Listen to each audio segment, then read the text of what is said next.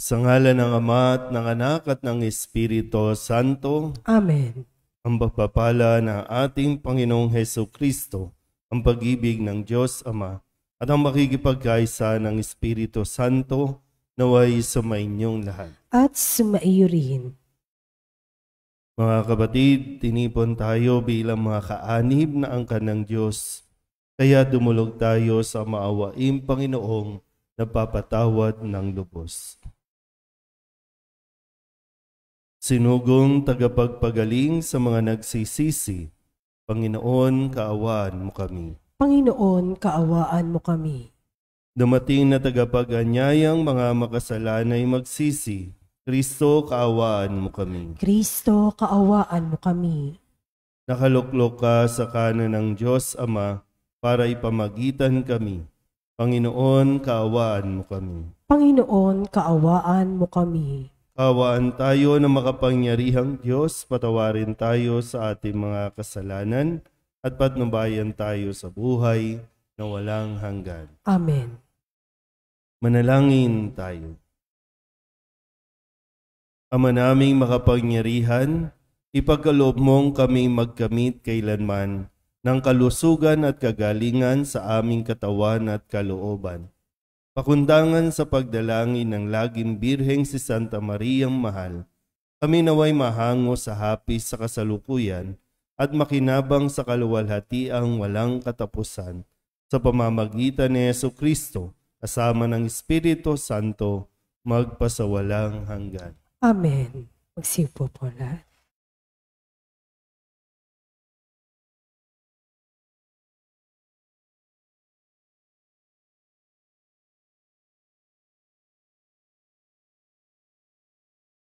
Pagbasa mula sa unang sulat ni Apostol San Pablo sa mga taga-Tesalonika.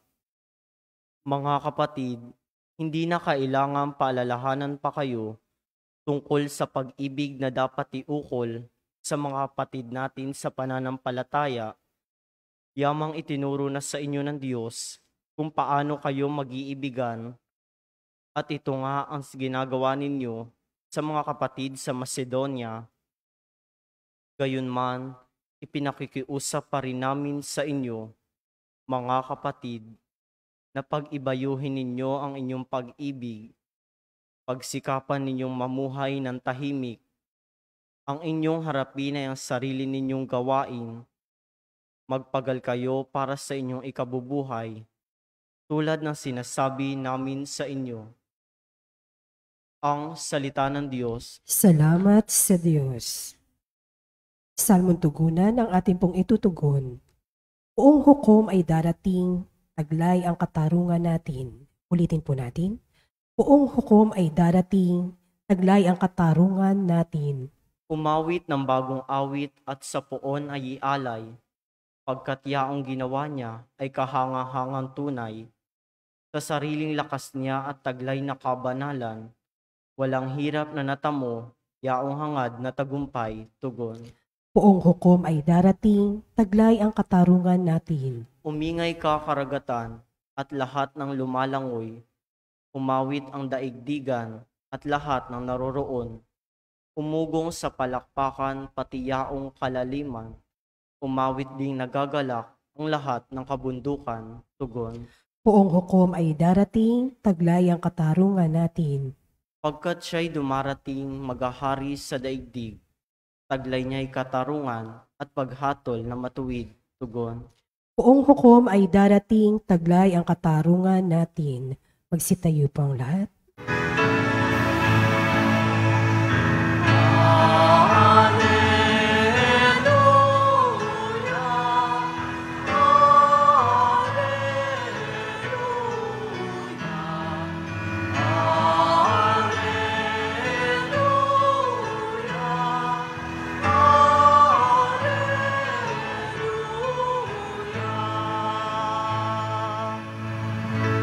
Sa daigdig ay laganap,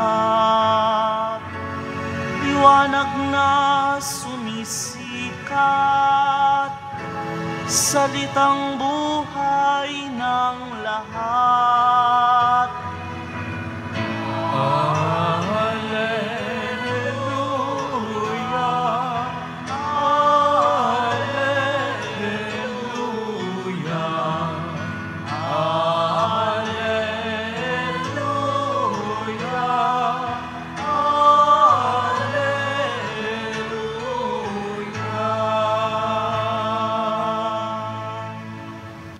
Sumainyo ang Panginoon. At sumaiyo rin. Ang mabuting balita ng Panginoon ayon kay San Mateo. Papuri sa iyo, Panginoon. Noong panahong iyon, sinabi ni Jesus sa kanyang mga alagad ang talinghagang ito. Ang paghahari ng Diyos ay maitutulad dito. May isang taong maglalakbay, kaya tinawag niya ang kanyang mga alipin at ipinagkatiwala sa kanila ang kanyang ari-arian. Binigyan niya ng salapi ang bawat isa ayon sa kanya-kanyang kakayahan.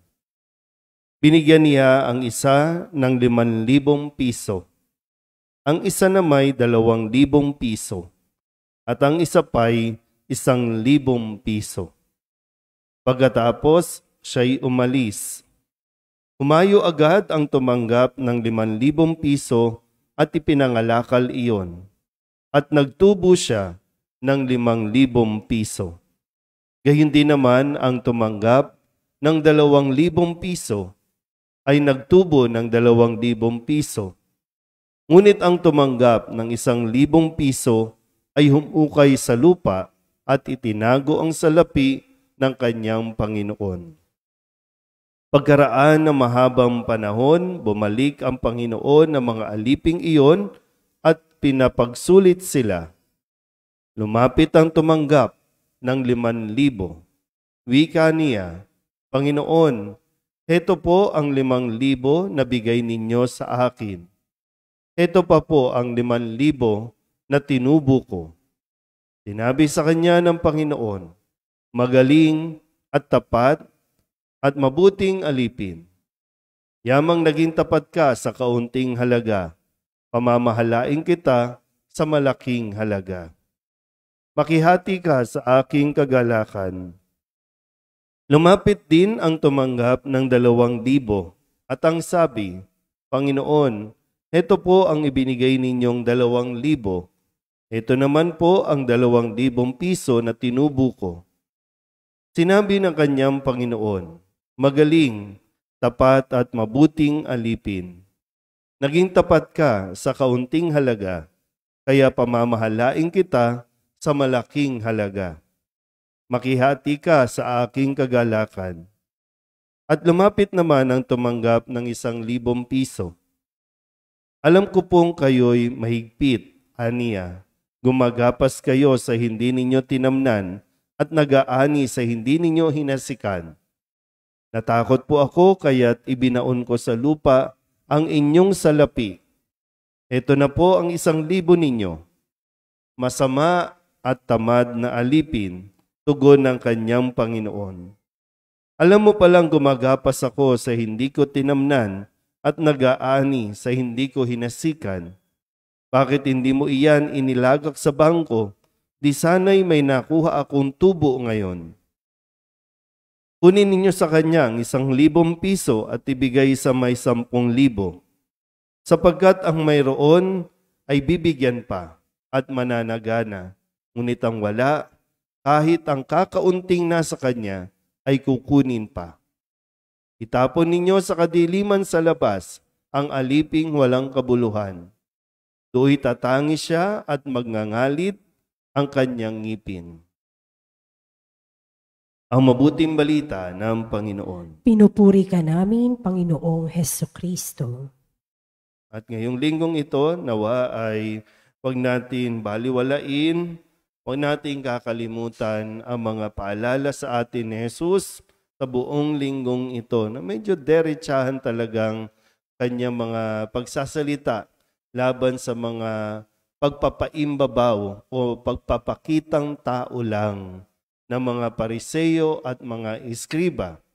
Muli, ang mga Pariseo at mga Iskriba, mga taong simbahan ito kung ikukumpara natin sa panahon natin ngayon. Ayaw ni Jesus ng pakitang tao lang, maging ang ating mga ginagawa sa loob ng simbahan, sa loob at labas ng simbahan. Hindi tayo dapat masanay na paimbabaw lang o pagiging ipokrito ang ating pong isasabuhay dahil hindi tayo makakarating sa langit kapag ganyan ang ugali natin. Balikan natin po ang ilan sa mga salita na binitawan ni Jesus sa linggong ito. Noong Lunes, ang sabi po ni Kristo, dahil nga sa mga Pariseo at mga eskriba na paimbabaw lang ang kanila pong ginagawa, sabi dito, hinahadlangan ninyo ang mga tao upang hindi sila mapagharian ng Diyos. Sa dami ng kanila pong ipinapatupad at ipinag-uutos na dapat sundin, ito po ay lalong nagpapahirap sa mga tao para makalapit sila sa Diyos o para sila ay makasunod sa Diyos. Noong Martes, kasunod po ng pagdiriwang ng paggunita ng pagpapakasakit ni San Juan Bautista, napugutan ng ulo si Juan Bautista dahil sa kanya pong pagsasalita din ng katotohanan. Katotohanan na sinasabi niyang hindi matuwid na kunin ninyo ang asawa ng inyong kapatid. Pakikiapid, numan estado natin sa buhay, mapapinakamahirap ka o may pinakamataas na katungkulan, pakikiapid ay hindi matuwid na gawain. Kailangan itama. So, alin ang mas pipiliin? Itatama mo ang iyong pagkakamali o patatahimikin mo ang mga gustong magpaalala sa iyo ng pagtatama ng buhay mo. Nung Miyerkules naman, ang sabi po ni Kristo, hinalantulad niya ang mga Pariseo at mga eskriba. Pero pwede rin tingnan natin, baka tayo po ay nagiging after lang sa appearances natin. No? Kung ano lang yung gusto nating makita ng mga tao sa atin. Kaya ang sabi niya, ang katulad ninyo'y mga libingang pinaputi, magaganda sa labas, ngunit sa loob ay puno ng kabulukan ng buto ng mga patay. Tingnan natin, baka mamaya, pangit na nga sa panlabas, pangit pang kalooban. Hindi importanteng pangit ang panlabas. Ang importante, maganda ang kalooban. Dahil kung ano yung nasa kalooban, yun naman yung nagra-radiate o nagre-reflect sa panlabas. Kadalasan, mas priority natin pagandahin ang mga itsura natin. Pagandahin ang mga panlabas natin, mga anyo. Nakakalimutan natin tingnan at suriin yung atin pong kalooban. Baka nabubulok na tayo. Buhay pa, pero nabubulok na. Nung Huwebes, ang sabi naman niya, kaya maging handa kayong lagi, sapagkat darating ang anak ng tao sa oras na di ninyo inaasahan. Kahapon, Biyernes, ang paulit na paanyaya niya, kaya magbantay kayo, sapagkat hindi ninyo alam ang araw ni ang oras ng pagdating ng Panginoon. At ngayong Sabado, pakatandaan po natin, no? Sabi niya dito, sapagkat ang mayroon ay bibigyan pa at mananagana, ngunit ang wala, kahit ang kakaunting nasa kanya, ay kukunin pa.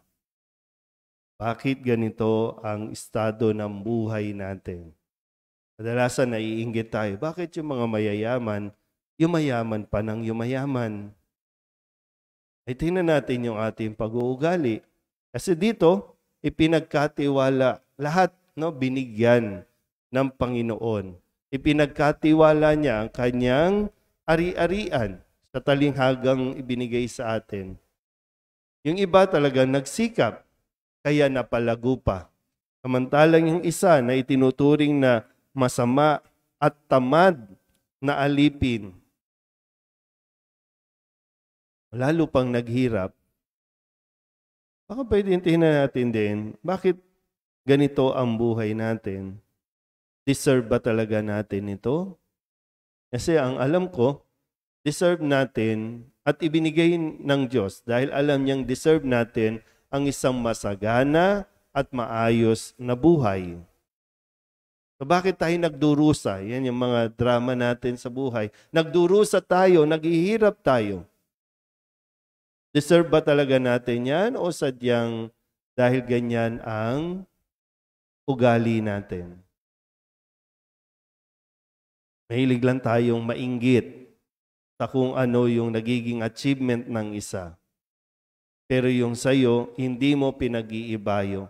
Hindi mo sinisikap na palaguin. Noon dati po, nung kasagsagan ng COVID, laging nagkakaroon ng ayuda. Pero piruin mo, sino bang nakakatanggap ng ayuda? Yung mga mahihirap o yung mayayaman, nagreklamo ba na walang ayuda? Hindi. Pero naghirap ba? Hindi din. Yung mga nakatanggap ng ayuda, umasenso ba? Mangilan-ngilan yung naging matalino na ginamit nilang puhunan, pinalago, kaya nung panahon ng COVID, doon sila umasenso. Yan sabi, ang mayroon, bibigyan pa. Yung wala, tatanggalan pa. Nakadepende rin, ang pagpasok natin sa langit, nakadepende sa pag-uugali natin. Kung ngayon pa lang, makita mo na tamad ka, paano ka makakarating sa langit yan? Tatamad-tamad ka. Tamad kang gumawa ng kabutihan. Gusto mo lang, ikaw ang ginagawa ng kabutihan. Ano bang aasahan natin? Aasa ka na naman sa mga bigay ng isang politiko, tatakbo sa barangay, aasa ka na naman doon. Na para bang karapatan mo, nabigyan ka. Ipinabababa mo yung iyong dignidad, pinabababa mo ang iyong pagkatao sa pagtanggap ng mga suhol, maiboto lang sila. Tapos magrereklamo tayo, nahihirapan ka sa buhay. Kaya tingnan natin ng mabuti, Suriin. Sa mga kabataan dito, aasenso kung magsisipag lang, kung magiging mas matalino lang. Kung ngayon pa lang, matututo kayong mag-save, yung mga baon, mga allowance na nag-iipon na para pagdating ng araw, lalago na yan. Hindi yung ubos biyaya, yung gastos ng gastos, ng walang katuturan, mas maging matalinong alipin. Lahat na meron tayo, ipinagkakatiwala lang sa atin. At kung ano man ang ibinibigay ng Diyos, yan ay para tayo makarating sa langit. Hindi ka makarating sa langit, kagagawan mo na yan. Pero malinaw, ang gusto ng Diyos, makarating tayo sa langit. Amen?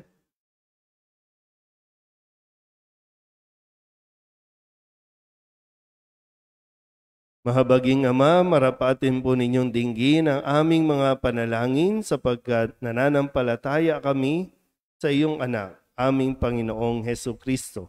Lumalapit kami sa Kanya sa pamamagitan ni Maria. Bilang isang sambayanan, taimtim tayong manalangin at sabihin, sa pamamagitan ng mahal na Birhen ng Soledad, Ama, pakinggan mo kami. Sa pamamagitan ng mahal na Birhen ng Soledad, Ama, pakinggan mo kami. Sa pamamagitan ng aming binyag, kami ay tinawag mo sa pananampalataya. Naway patuloy kaming tumugon sa tawag ng mahal na Birhen ng Soledad para sa pagbabalik loob, pagsisisi at pagtatalaga ng aming sarili sa Diyos. Manalangin tayo sa Panginoon. Sa pamamagitan ng mahal na Birhen ng Soledad, Ama, pakinggan mo kami. Ama, idinudulog namin sa iyo ang mga pinuno ng aming pamahalaan.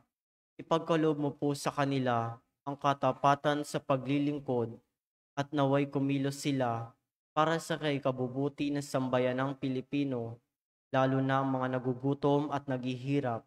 Manalangin tayo sa Panginoon. Sa pamamagitan ng mahal na Birhen ng Soledad, Ama, pakinggan mo kami. Ama, inilalapit namin sa iyo aming parokya, ang Nuestra Señora de la Soledad at ang mga samahan na bumubuo nito, gayon din ang Arkidiocese ng Maynila at ang Simbahang Katolika sa bawat sulok ng mundo. Gawin mo kaming masigasig na makibahagi sa mga gawain ng simbahan, maging bukas palad sa pag-aalay ng sarili sa gawa at panalangin, at mamunga nawa ng lahat ng ito ng kabanalan, hustisya at kapayapaan. Manalangin tayo sa Panginoon. Sa pamamagitan ng mahal na Birhen ng Soledad, Ama, pakinggan mo kami. Si Jesus ay nanatili sa ating piling sa Santisimo Sakramento, kaya kami po ay nananalangin para sa bukasyon sa pagpapari upang patuloy naming matanggap ang pagpapala ng Eukaristiya na sentro ng Kristiyanong pamumuhay. Manalangin tayo. Sa pamamagitan ng mahal na Birhen ng Soledad, Ama, pakinggan mo kami. Ipinakita ni Jesus ang kanyang pagmamalasakit sa mga may sakit, kaya't natatangi naming hiling na lingapin mo at palakasin ang mga kapatid naming may karamdaman at nanghihina. Manalangin tayo.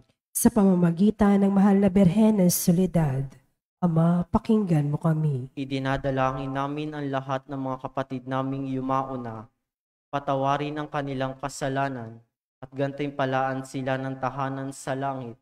Manalangin tayo. Sa pamamagitan ng mahal na Birhen ng Soledad, Ama, pakinggan mo kami. Bilang ina, ipinakita ni Maria ang mga mabubuting katangian, lalo na ang katapatan, pagpapakumbaba, pagsunod at kalinisan, upang hindi maging hadlang sa misyon ng kanyang anak. Kaya itinataas namin sa iyo ang mga kababaihan at mga ina ng tahanan, na pagkalooban mo sila ng puso tulad ng kay Maria, at maging inspirasyon nawa sila ng aming pamayanan at ng bawat mag-anak. Manalangin tayo. Sa pamamagitan ng mahal na Birhen ng Soledad, Ama, pakinggan mo kami. Idulog din natin sa Panginoon ang ating mga personal na kahilingan at mga panalangin para sa ating mga pamilya, kasama ang mga kahilingan ng mga nanonood sa online, lahat ng mga misang pasasalamat, espesyal na intensyon, at ang lahat ng mga kaluluwa na inihiling na ipagdasal sa misang ito.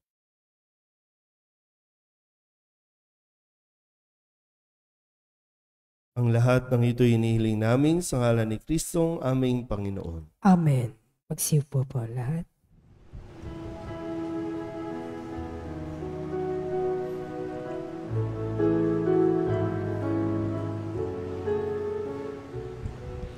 Ang himig mo, ang awit ko, lahat ng ito'y nagmula sa iyo.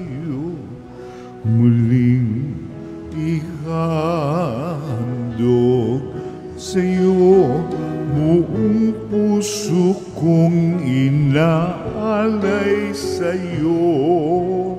O Diyos, o Panginoon, lahat ay biyayang aming inampon, aming buhay at kakayahan.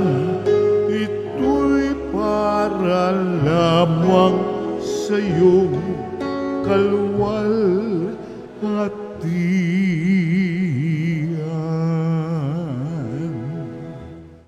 Manalangin kayo mga kapatid upang paghahain natin ay kalugdan ng Diyos Amang makapangyarihan. Tanggapin nawa ng Panginoon itong paghahain sa iyong mga kamay, sa kapurihan niya at karangalan, sa ating kapakinabangan, at sa buong sambayanan niyang banal. Ama naming lumikha, ang iyong nagkatawang taong anak ay tumulong nawa sa aming ginagawa upang siya na iniluwal ni Maria nang di bumawas kundi lalo pang nagpaganap sa pagkabirhen ay magpagindapat na kalugdan mo ang aming paghahain sa ikapagpapatawad ng mga kasalanan, sapagkat siya ang Panginoong kasama mo at ng Espiritu Santo magpasawalang hanggan. Amen. Sumainyo ang Panginoon. At sumaiyo rin. Itaas sa Diyos ang inyong puso at diwa. Itinaas na namin sa Panginoon. Pasalamatan natin ang Panginoong ating Diyos. Marapat na siya ay pasalamatan. Ama naming makapangyarihan, tunay ngang marapat na ikaw ay aming pasalamatan. Bukod mong pinagpalang maging ina ni Jesucristo, ang mahal na birheng napupuri at nagagalak sa iyo. Ikaw ang gumawa ng tanang dakilang bagay. Ikaw ang lumilingap sa lahat kailanman. Nilingap mo ang mahal na birhen bilang iyong abang alipin na iyong binigyan ng tungkuling kumalinga sa anak mong manunubos namin. Kaya kaysa ng mga anghel na nagsisiawit ng papuri sa iyo nang walang humpay sa kalangitan, kami nagbubunyi sa iyong kadakilaan.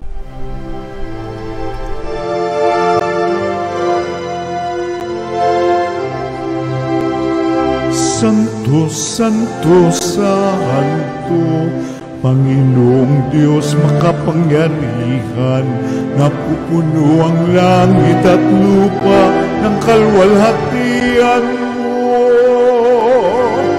Hosana sa kaitaasan, pinagpalang na paririto sa ngalan ng Panginoon. Hosana sa kaitaasan.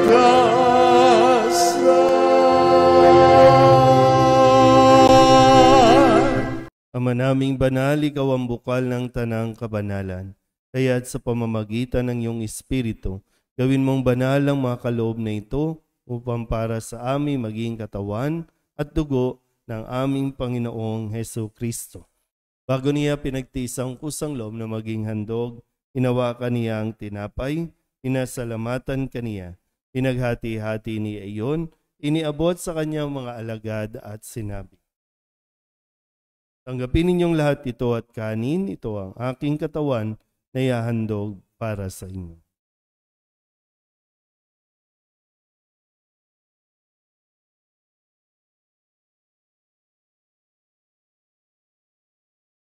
Kaya hindi naman nang matapos ang hapunan, hinawakan niya ang kalis, muli kaniyang pinasalamatan. Iniabot niya ang kalis sa kanyang mga alagad at sinabi, tanggapin ninyong lahat ito at inumin. Ito ang kalis ng aking dugo, ng bago at walang hanggang tipan. Ang aking dugo na ibubuhos para sa inyo at para sa lahat sa ikapagpapatawad ng mga kasalanan. Gawin ninyo ito sa pag-alaala sa akin.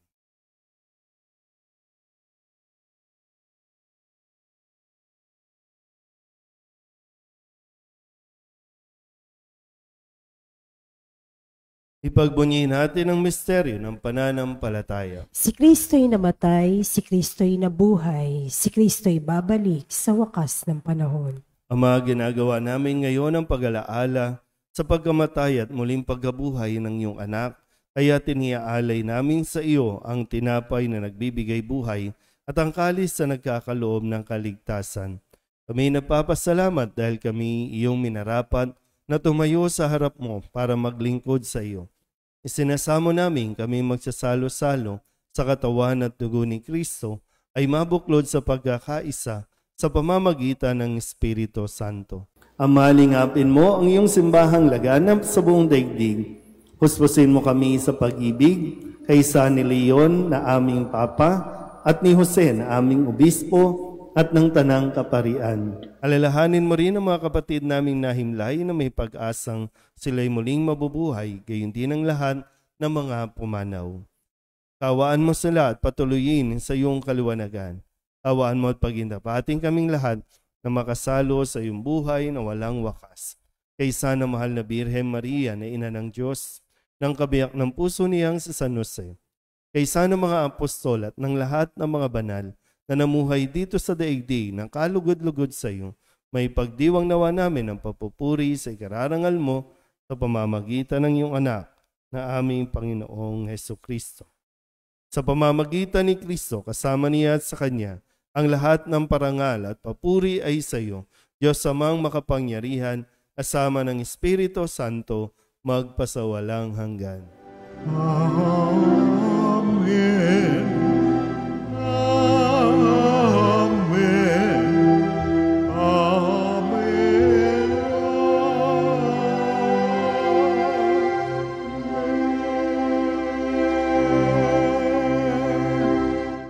Sa tagubili ng manakagagaling na utos at turo ni Jesus sa Panginoon natin at Diyos, ipahayag natin ang lakas loob.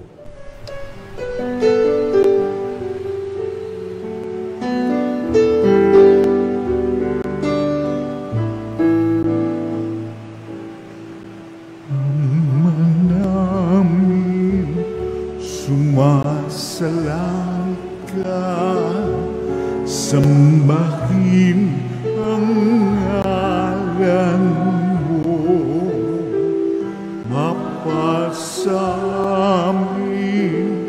ang kaharian mo, sundin ang loob mo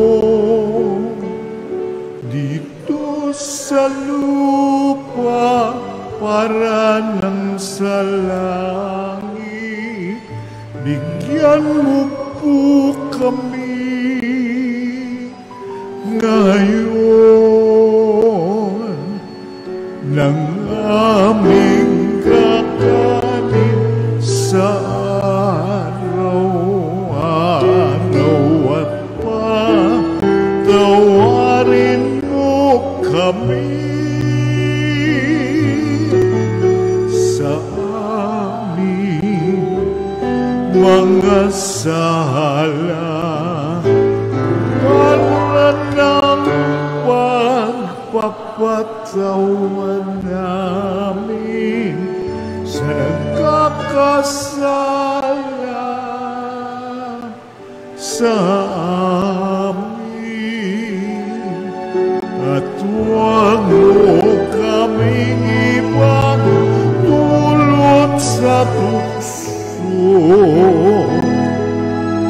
at yadya mo kami sa lahat ng masama. Hinihiling namin kami iadya sa lahat ng masama, pagkalooban ng kapayapaan araw-araw, iligtas sa kasalanan at ilayo sa lahat ng kapahamakan, samantalang aming pinananabikan ang dakilang araw ng pagpapahayag ng tagapagligtas naming si Jesucristo. Sapagkat iyo ang kaharian at ang kapangyarihan at ang kapurihan magpakailanman. Amen. Panginoong Jesucristo, sinabi mo sa iyong mga apostol, kapayapaan ang iniiwan ko sa inyo, ang aking kapayapaan ang binibigay ko sa inyo. Tunghayan mo ang aming pananampalataya at huwag ang aming mga pagkakasala. Pagkalooban mo kami ng kapayapaan at pagkakaisa ayon sa iyong kalooban, kasama ng Espiritu Santo, magpasawalang hanggan. Amen. Ang kapayapaan ng Panginoon ay laging sumainyo. At sumaiyo rin. Magbigayan po tayo ng kapayapaan sa isa't isa.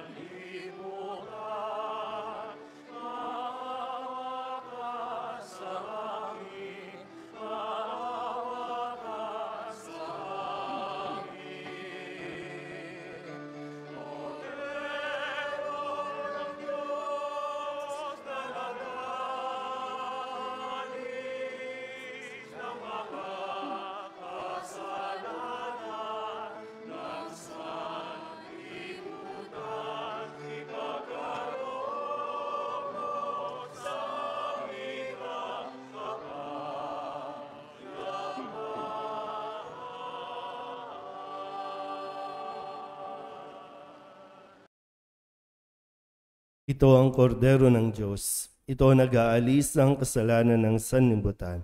Mapalad ang mga inaanyayahan sa kanyang piging. Panginoon, hindi ako karapat-dapat na magpatuloy sa iyo, ngunit sa isang salita mo lamang ay gagaling na ako. Katawan ni Kristo. Amen.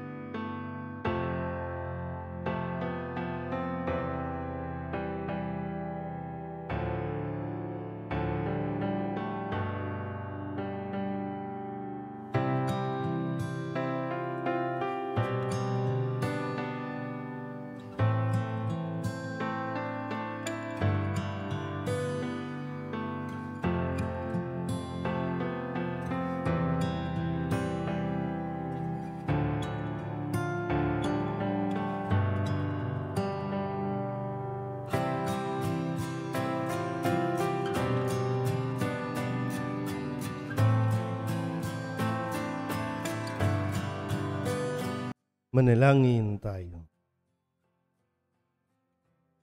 Ama naming mapagmahal, sa pagsasalo namin sa banal na pakikinabang, ang iyong kagandahang loob ay aming hinihiling upang ang pagpaparangal namin sa mahal na Birhen at pagtulad namin sa Kanya ay magpagindapat na aming paglingkuran ang pagganap sa kaloob mong kaligtasan sa pamamagitan ni Jesucristo kasama ng Espiritu Santo magpasawalang hanggan. Amen. Sumainyo ang Panginoon. At sumaiyo rin. At pagpalain kayo ng makapangyarihang Diyos, Ama at Anak at Espiritu Santo. Amen. Tapos sa ang banal na misa, humayo tayo sa kapayapaan ni Kristo. Salamat sa Diyos. Nuestro Padre Jesus Nazareno, sinasamba ka namin, pinipintungo ka namin, aral mo ang aming buhay at kaligtasan.